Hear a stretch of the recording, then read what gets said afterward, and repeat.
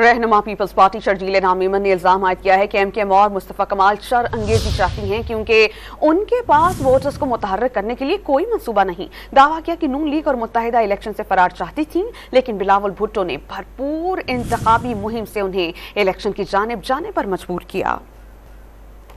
वो चाहते ये हैं कि वो कोई शरंगेज बात करें जिसका मैं शर जवाब दूं, जिससे कोई उनका माहौल बन सके, कोई वोटर जो है वो मोबिलाइज हो सके।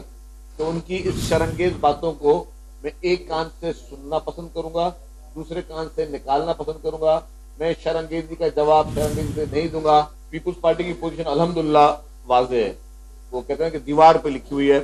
अल्हम्दुलिल्लाह सिंध में पीपुल्स पार्टी का कोई मुकाबला ही नहीं है। चेयरमैन बिलावल भुट्टो ज़रदारी साहब ने ना सिर्फ खुद इलेक्शन मुहिम शुरू की, उन्होंने मजबूर किया बाकी पॉलिटिकल पार्टीज को कि आप भी इलेक्शन की मुहिम शुरू करें।